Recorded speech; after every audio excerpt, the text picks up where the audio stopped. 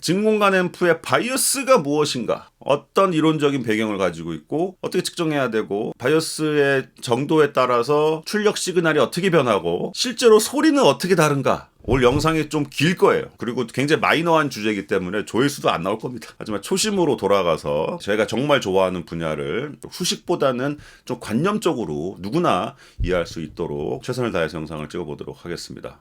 참고로 이거는 진공관 앰프 회로를 설계하는 관점이 아닙니다. 잘 만들어 놓은 제품, 잘 만들어 놓은 회로를 가지고 우리가 이용을 하거나 DIY를 똑같이 만들면서의 조정법을 말씀드리는 거예요. 자, 일단은 진공관의 작동 원리를 알고 넘어가야 돼요. 어쩔 수 없어요. 하지만 저는 중학생 정도만 돼도 이해할 수 있도록 제가 설명을 드려보겠습니다. 관념적으로 자, 한번 따라와 보세요. 어렵지 않아요. 자, 진공관은 여러 가지가 있지만 대표적인 게 삼극관이죠. 플레이트, 아노드라고 말 쓰기도 하고 그리드, 캐소드, C 대신 K라고 붙여서 쓰기도 합니다. 그리고 필라멘트 이렇게 있다. 회로에서도 이렇게 그려요. 우리 애들의 전구 있잖아요. 그 안에 필라멘트 들어가 있죠. 그거 딱 키면은 단순히 불만 나오는 게 아니라 딱 만지면은 손 뒤져. 엄청나게 뜨거워요. 여기서 열을 쫙 받쳐주면은 캐소드라는 이쪽에서 에디슨이 전구를 개발할 때 이거를 처음 발견했다 그러더라고요. 뭔가 전자 같은 게 막 튀어나오는 것 같은데 라고만 발견하고 돌아가셨대요. 그 후에 많은 엔지니어들이 그 현상을 가지고 만들어낸 게 이 진공관이라고 하죠. 열을 가했더니 전자들이 튕겨나가더라. 와, 엄청난 발견을 한 거예요. 그런데 전자들을 튕겨나가면 뭐 어쩌라고. 뭔가 컨트롤해야 돼. 사람이 쓸 수 있도록. 그래서 이 플레이트라는 쪽에다가 여기 플러스 전압을 걸어줍니다. 굉장히 고전압을 걸어줘요. 진공관 앰프 뜯어가지고 만지지 마세요라고 하는 이유가 여기에 전압이 굉장히 높기 때문이에요. 보통 기타 앰프 같은 경우에는 400에서 500V 정도로 걸거든요. 자, 이렇게 걸어주니까 전자들이 플러스 쪽으로 땡겨 가겠죠. 마이너스니까 빡 땡겨 가더라. 이게 아주 기초적인 진공관의 작동 원리입니다. 전압을 걸어줘야지 전자들이 이렇게 쑥 빨려 가더라. 그래서 우리가 컨트롤할 수 있는 전류의 흐름을 만들어내는 거죠. 근데 전류의 흐름은 반대예요. 전류는 이렇게 흐른다고 지금 국제적으로 정의가 돼 있죠. 전자의 흐름과 반대 방향의 전류. 좀 관습적으로 나중에 전자의 흐름이 발견이 됐지만은 그래도 이렇게 플러스 쪽에서 마이너스 쪽으로 흐르는 걸로 하자라고 해서 전류는 이렇게 흐른다고 우리가 정의를 하고 있어요. 전압을 하나 이렇게 걸어주겠죠. 그런데 문제가 생기는 게 이 과정에서 전류를 컨트롤할 수 있는 부분이 없어요.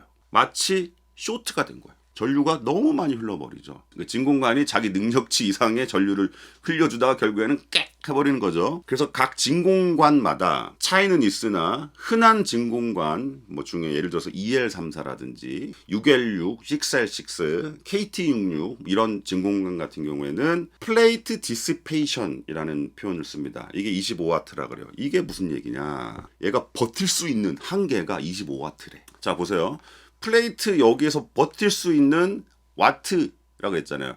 자, ohm의 법칙에서 와트는 전압 곱하기 전류에 450V 곱하기 얘 여기서 흐르는 전류 25W를 넘어가면은 안 된다. 최대 허용 전류는 얼마일까? 25W에서 450V를 나누면은 0.0555A. 이거는 55mA죠. 결과적으로 450V일 때 55mA를 넘으면 안 된다. 왜냐면은 EL34를 예를 들어서 25W가 최대이기 때문에 자기 능력치를 벗어나서 꽥 한다라는 거예요. 결과적으로 우리가 알 수 있는 건 뭐냐? 자, 진공관이 안정적으로 지가 할 수 있는 능력치 내에서 작동하기 위해서는 전류를 컨트롤 해줄 필요가 있다. 조절을 해줄 수 있어야 된다. 25W를 넘지 않도록. 이거를 우리는 바이어스를 맞춘다 라고 표현을 합니다. 바이어스, 전류를 조절할 수 있는 방법이 크게 두 가지가 있어요. 자, 왼쪽은 이제 캐소드 바이어스 방식이라고 하는데, 자, 어쨌든 전류가 이렇게 흘러가서 캐소드 쪽으로 나가는데 어라 그냥 나가는 게 아니라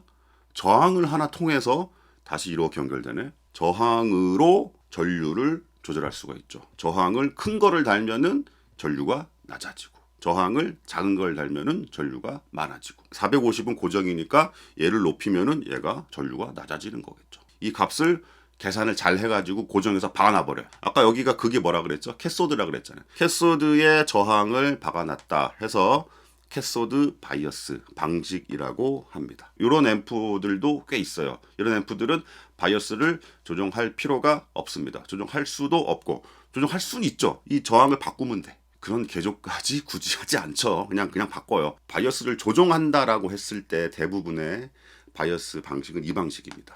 자, 이거를 픽스드 바이어스라고 해요. 고정 바이어스라고 하는데 이렇게 흘러가지고 그냥 그라운드 연결하는 거 똑같아요. 아까 보셨던, 그러면 이렇게 하면 과전류 흐른 다음에 어떤 아이디어가 추가가 됐냐면은 이렇게 점점점점, 이게 아까 그리드라고 했어요. 그리드. 실제로 이렇게 그물망처럼 생겼어요. 이 그물망에다가 마이너스 전압을 걸어주는 거예요. 마이너스 전압을 걸어줘서 전류를 제한한대.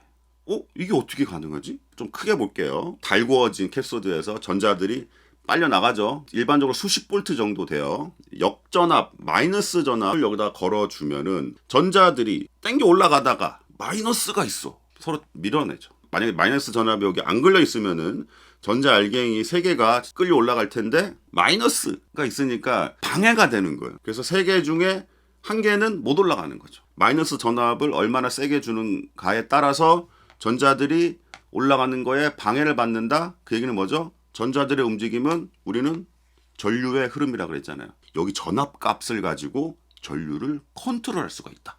아주 좋은 아이디어죠. 예를 들어서 마이너스 10볼트일 때보다 마이너스 50볼트를 걸어주면은 전자가 더 못 올라가죠. 저 밑에 마이너스 값을 줄수록 전자들의 이동을 방해하기 때문에 전류가 덜 흐르죠.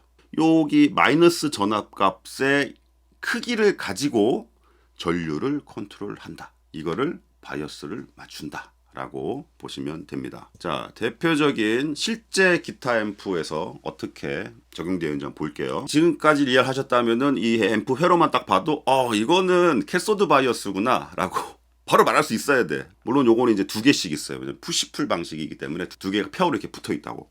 어쨌든 캐소드 묶여가지고 그라운드로 빠지래. 그런데 그라운드로 빠지기 전에 저항 하나가 달려 있습니다. 물론 여기 바이패스 캡이라는 것도 있지만은 이것도 별개의 주제예요. 어쨌든 저항만 보자고요. 플레이트에서 전류가 흐르는데 이게 만약에 없다면은 거의 쇼트죠. 확 흘러버리죠. 그런데 요거 때문에 전류가 제한이 된다. 그 다음 거. 마이너스 전압을 그리드 쪽에다 가운데다가 줘가지고 흐름을 막는다 그랬잖아요. 마이너스 전압을 만들어주는 회로예요. 이거 이렇게 생긴 게 가변 저항이거든요. 돌리는 거. 마이너스 전압의 크기를 조정할 수가 있습니다. 자, 여기 가운데로 들어간 다음에 양쪽으로 쪼개져서 두 6L6 진공관에 그리드로 입력이 되고 있죠. 캐소드 쪽은 어떻게 되어 있어요? 캐소드 쪽은 저항이 필요 없죠. 왜냐하면 여기서 마이너스를 줘서 전류를 제한하니까 캐소드 쪽은 바로 다이렉트로 그라운드 쪽에 붙어 있는 겁니다. 지금 1시간을 배웠어, 2시간을 배웠어. 잠깐만 시간 내서 작동 원리를 관념적으로 이해를 하면은 회로도만 봐도 이제는 바이어스의 방식을 우리가 알 수가 있는 거죠. 그러니까 이론은 됐고 실질적으로 이거를 어떻게 측정해야 되느냐. 다시 한번 보겠습니다. 플레이트에서 이렇게 전류가 캐소드 쪽으로 빠진다. 물론 전자는 이렇게 이동하지만은 지금부터는 그냥 전자의 움직임이 아니라 전류의 흐름 방향으로 그냥 얘기를 할게요. 바이어스 팟, 아까 뭐라 그랬죠? 마이너스 전압을 만들어주는 그 회로라고 그랬죠. 저 밑에 있었잖아요. 여기서 마이너스 전압을 이렇게 걸어주는데 여기에 몇 볼트가 걸리는지가 중요할까요? 물론 중요하죠. 여기서 마이너스 몇 볼트가 걸리냐에 따라서 얘가 전류가 제한이 되니까. 그런데 사실 여기 몇 볼트가 걸리는지를 확인은 가끔 하지. 잘 나오고 있구나, 마이너스 전압이. 그런데 요 값이 몇 볼트냐가 그렇게 중요하진 않아요, 사실. 왜냐하면은 집에서 가스레인지에다 후라이팬 올리고 삼겹살을 막 구워. 불의 온도가 중요해요? 아니면은 실제로 삼겹살이 너무 빨리 탄다, 아니면 너무 안 익는다, 그게 더 중요해. 삼겹살 구울 때 누가 불 온도 재고 있나? 삼겹살이 위에서 얼마나 잘 구워지고 있느냐, 적절하게. 그게 더 중요한 거예요. 이게 불의 온도라고 보시면 됩니다. 물론 중요하지만 이 자체 마이너스 몇 볼트인가를 가지고 교정은 하진 않아요. 일단 나오면 돼. 중요한 거는 여기에서의 전압. 보통 3번 핀이죠. 여기와 전압, 그리고 여기로 흐르는 전류가 중요합니다. 물론 이게 4극관, 5극관으로 또 가면은 여기 스크린 그리드라고 그게 하나 더 있어요. 거기서도 살짝 전류가 흐르거든요. 여기 플레이트에서 흐르는 전류에 비해서 굉장히 낮아요. 한 5%그 정도예요. 사실 그걸 무시하고 이렇게 측정을 해도 큰 문제가 없거든요. 자, 어쨌든 만약에 여기 450V가 걸려 있다. 그리고 이 관은 EL34다.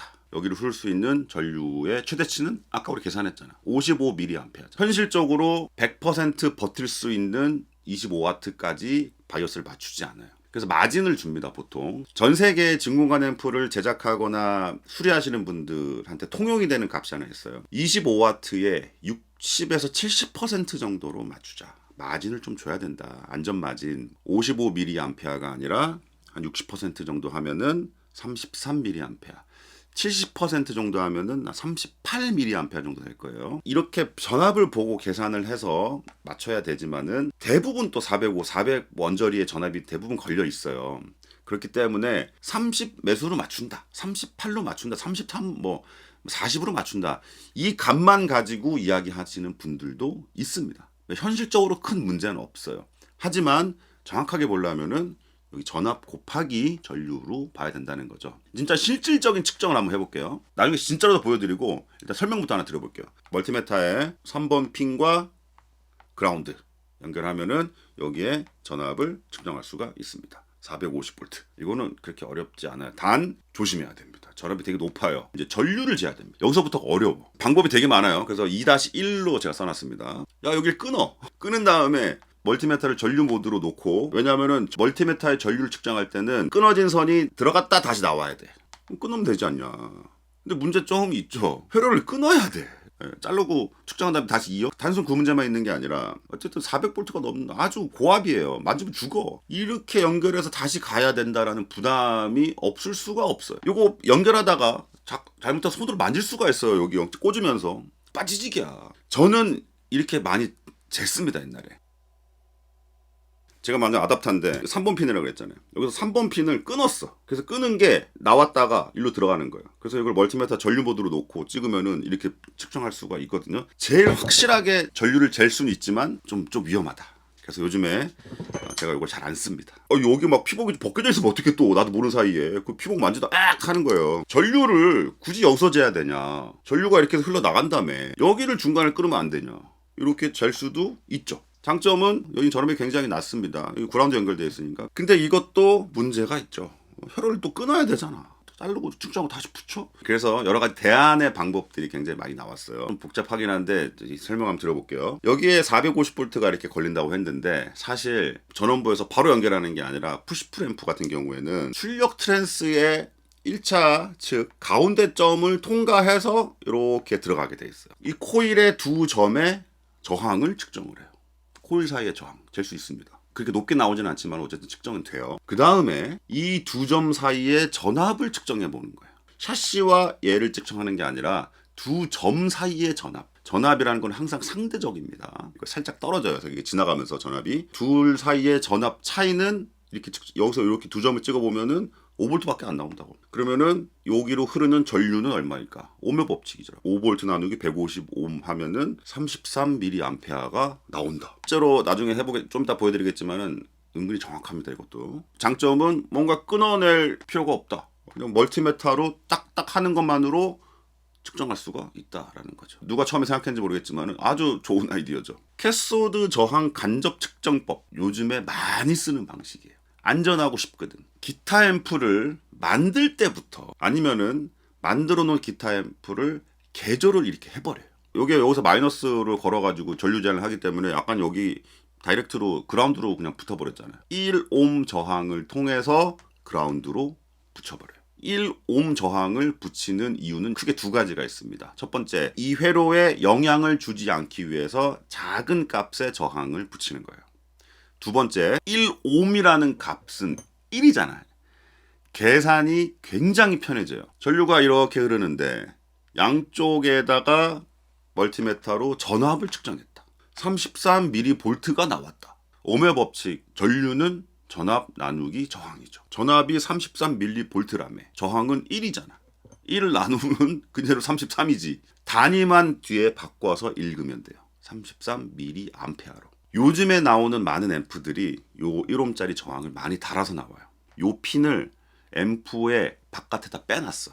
그래가지고 앰프를 풀어내서 뒤집지 않더라도 앰프 바깥 샤시에 요 포트가 나와 있기 때문에 멀티메터로 이렇게 딱 되게 쉽게 측정을 할 수가 있는 거죠. 작년인가 제가 그 신대철 형님 앰프, 마샬 앰프 고쳐줬잖아요.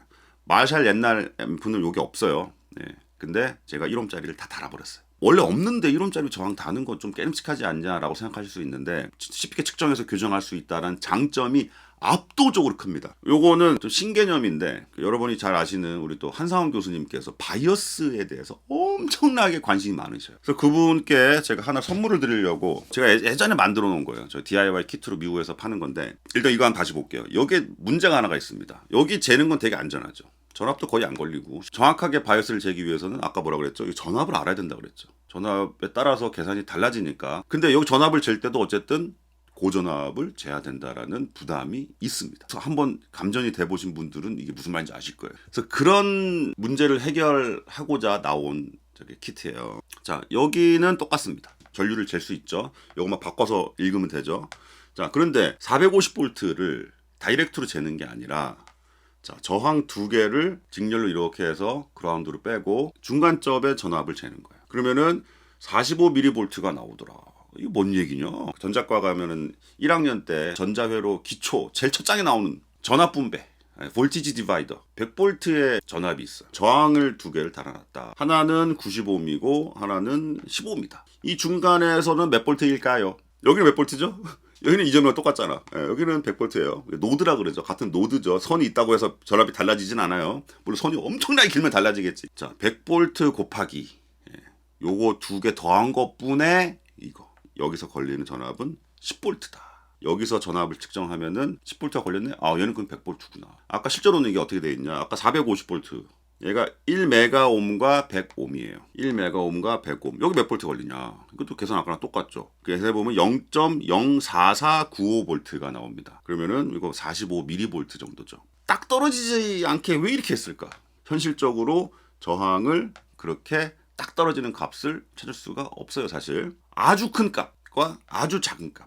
100만이라고 1메가면 100만 분의 100이에요. 계산을 하면은 현실적으로는 0.4495 그러니까 0.45 그러니까 현실적으로 한 만 배로 보면 되는 거죠. 45mV가 측정이 됐지만은 어떻게 계산하면 돼요? 미리볼트 뒤에 미리자 대신 0을 붙이면 되는 거예요. 450V로 우리는 읽으면 되는 거죠.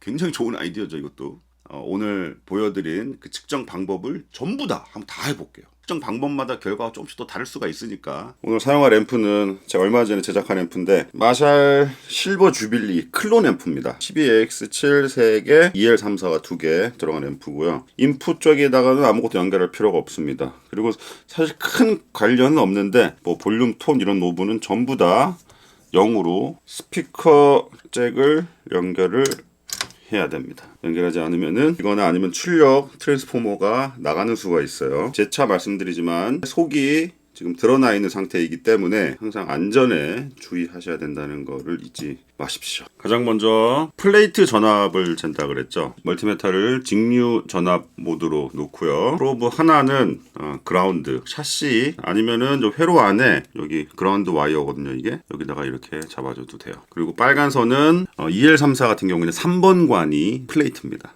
이쪽이 3번이에요. 메인 전원을 켰을 때는 히터만 들어옵니다. 그래서 전압이 아직까지는 나오지 않아요. 필라멘트라고 그랬죠. 그게 어느 정도 달궈지는 시간이 필요합니다. 그래서 캐소드가 달궈지면서 전자가 방출될 준비를 완료하는 거죠. 자, 이때 스탠바이를 올리면은 420V 정도로 안정화가 됐습니다. 아까는 제가 설명할 때 450V 정도로 계속 예를 들었는데 마샬 앰프 같은 경우에는 한 400 초반대고 팬더 앰프들이 좀 높아요. 500V 가까이 올라가는 것도 있고 진공관 앰프이기 때문에 같은 모델이라고 해도 전압은 조금 차이가 있습니다. 근데 그렇게 큰 중요한 팩터는 아니에요.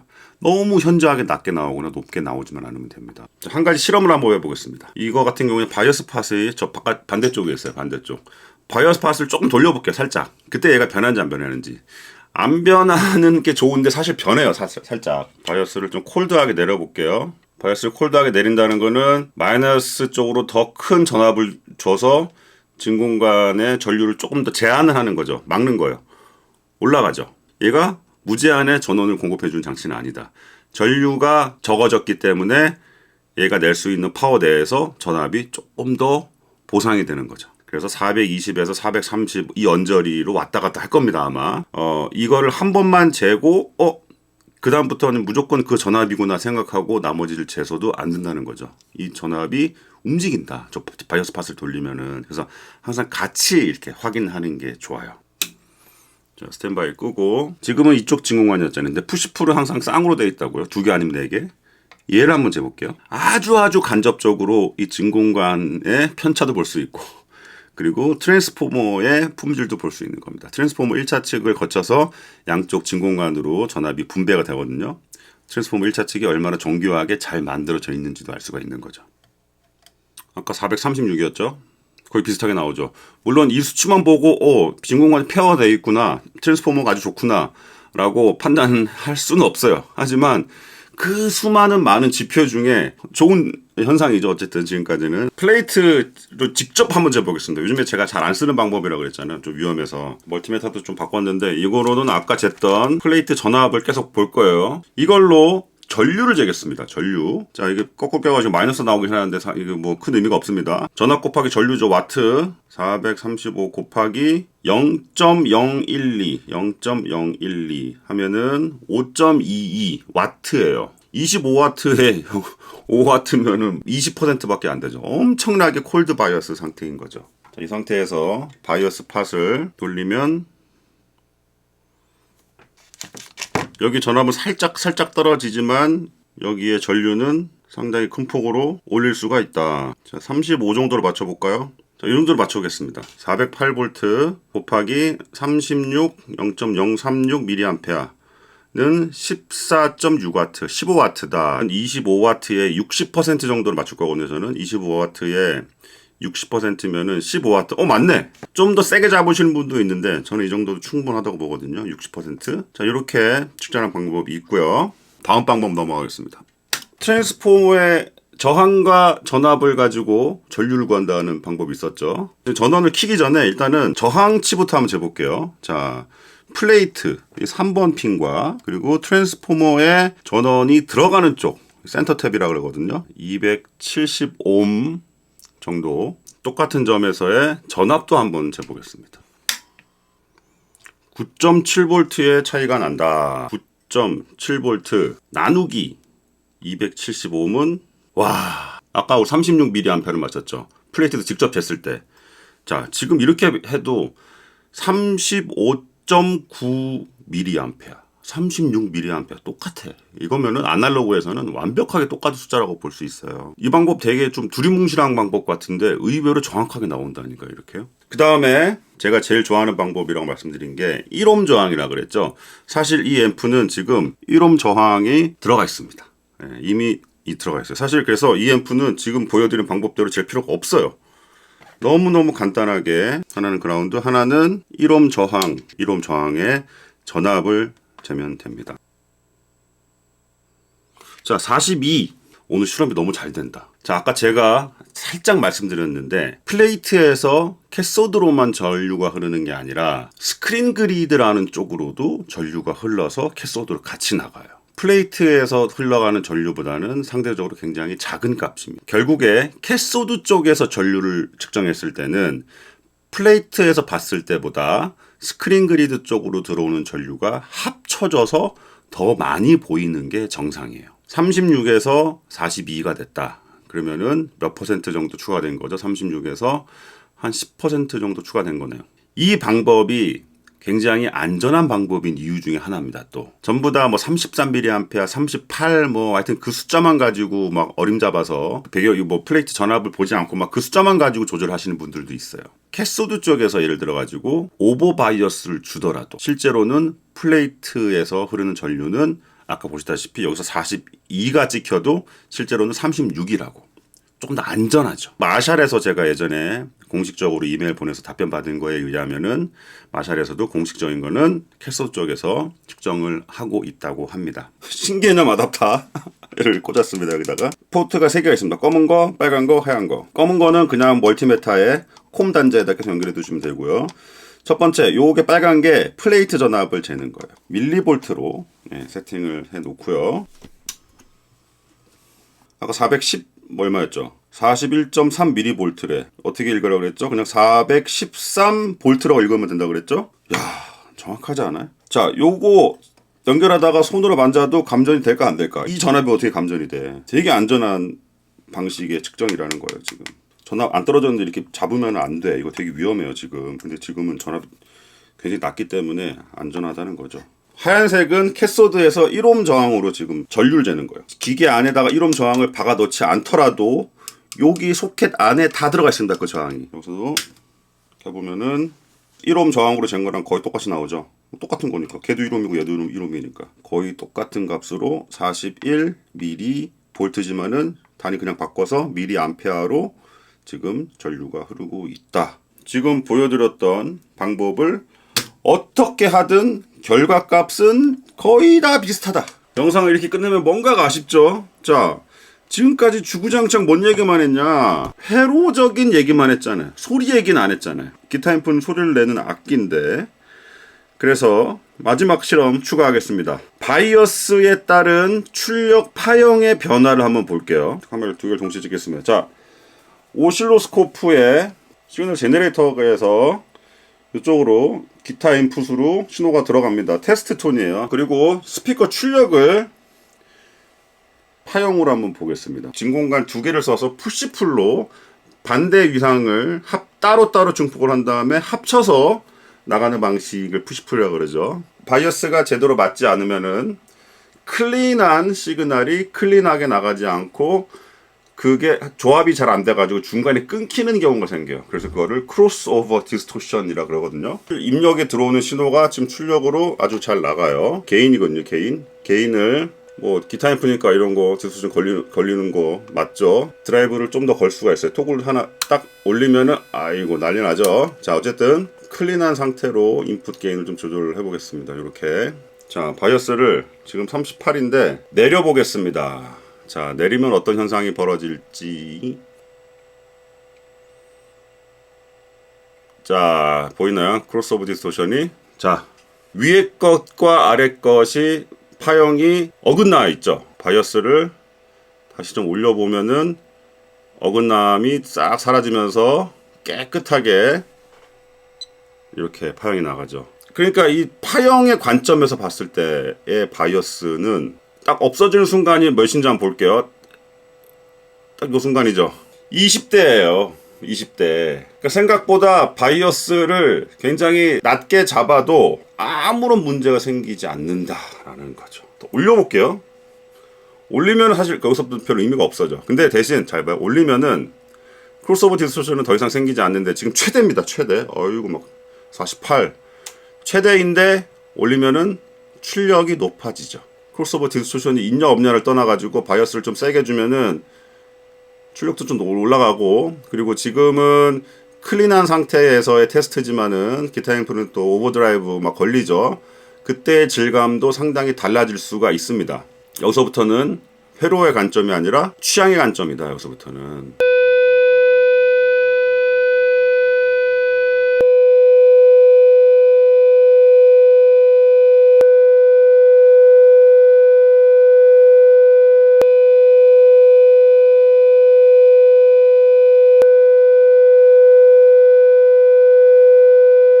영상이 자꾸 길어지는데 하는 김에 좀 자세한 결과까지 분석을 해보겠습니다. 바이어스를 작게 주느냐 중간을 주느냐 많이 주느냐에 따라서 파형에 어떤 변화가 있는지까지 눈으로 확인했습니다. 귀로도 한번 확인해 볼게요. 요거까지 해야지 좀 완벽한 영상이 되겠죠. 아주 미세한 톤 변화는 무엇인지를 보기 위해서는 시간축으로 보는 게 아니라 주파수축으로 봐야 됩니다. 오실로스코프에서는 FFT라고 그러죠. 자, 일단은 바이어스를 5mA 엄청나게 낮게 주는 거죠. 하모닉 디스토션이 엄청나게 발생합니다. 청한 웅한 소리가 아니라 쥐 하는 소리. 그 다음에 25mA 정도로 맞췄어요. 하모닉 디스토션이 확 떨어집니다. 원래 음에 가깝게 증폭을 해준다. 한번 들어볼게요. 자, 근데 이 소리도 지 하는 소리가 꽤 들어가 있어요. 좀 과하게 줘봤습니다. 40mA. 많은 분들이 이 정도로 맞추는 걸 좋아해요. 네. 근데 제 기준에서 좀 과해. 기타 앰프에서 바라는 거는 사실 아주 클린한 그 순수한 증폭을 원하는 우리 오디오 하이파이 앰프하고는 조금 다릅니다. 어느 정도 디스토션 오버드라이브가 걸리면서 좀 풍부한 소리가 나는 그런 거를 목적으로 우리가 그걸 쓰잖아요. 40mAh일 때 제가 볼 때 디스토션 귀로 들었을 때는 제일 깨끗해요, 소리가.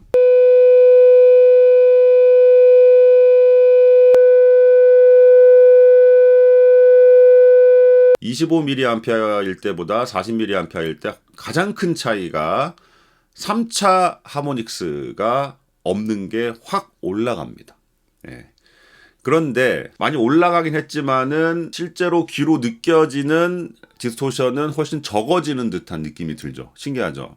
왜냐하면은 25mAh일 때의 2차 하모닉스, 40mAh일 때 2차 하모닉스가 훅 떨어지는 모습이 보여요. 솔직히 저기 2차보다 조금 더 많은 것 같은데 어쨌든 저 부분, 그러니까 저 부분의 영향이 가장 큰 것 같습니다. 사실 3차, 4차 넘어가기 시작하면은 원음에 비해서 상당히 높은 음이기 때문에 튀어 오른다 해도 살짝 이렇게 묻히는 경우가 있거든요. 그러니까 제 결론은 뭐냐면은 조금 풍부한 디스토션적인 사운드, 배음 이런 거에 신경을 많이 쓰신다면은 25mAh 정도, 아니면 깔끔한 클린하면서 두툼한 소리를 원하시는 분들은 조금은 30대 후반, 40 정도까지도 맞출만 하지 않을까 싶습니다.